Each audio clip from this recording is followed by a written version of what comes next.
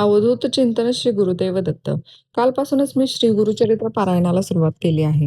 हा माझ्यासाठी अतिशय पवित्र आणि भावनिक प्रवास आहे. काल मी दिवसभरात काय काय केलं हे तुमच्यासोबत शेअर करते. काल पारायणाचा पहिला दिवस होता, तर माझ्या दिवसाची सुरुवात पहाटे 3 वाजताच झाली होती.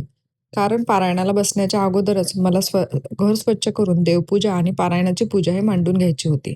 त्यामुळे मी आधी हे सगळं करून घेतलं आणि मग पारायण सुरू करण्याआधी नित्यनियमाने स्वामी स्तवन, श्री स्वामी समर्थ आणि गायत्री मंत्र याची जपमाळ करून घेतली आणि मग गणपती अथर्वशीर्षही वाचून घेतलं.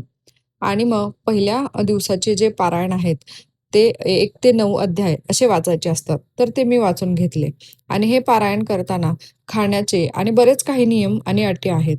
त्यामधलीच एक अट म्हणजे द्विदल अन्न म्हणजेच कडधान्य चालत नाहीत.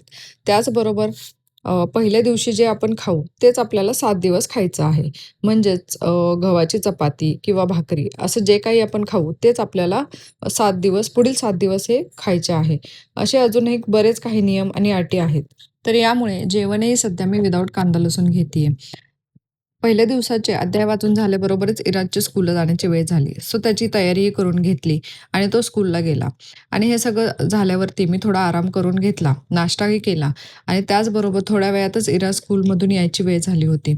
आणि तो आल्यावर आम्ही जेवण केलं आणि त्याला काही त्यानंतर झोपायचं नव्हतं. तर असंच काही आम्ही लेटर्स लावत बसलो. मग थोड्या वेळाने इराज झोपला, पण मला काही झोप लागत नव्हती. सो त्यामुळे मी मस्त कॉफी घेतली आणि संध्याकाळच्या वेळी विष्णू सहस्त्रनाम वाचून घेतलं आणि त्याचबरोबर नैवेद्य दाखवून आरतीही करून घेतली. आजचा पारायणाचा पहिला दिवस इथेच संपवते. तुम्ही या आध्यात्मिक प्रवासात माझ्यासोबत सहभागी व्हा. व्हिडिओ आवडला असेल तर लाईक आणि चॅनलला सबस्क्राईब करायला विसरू नका. बाय.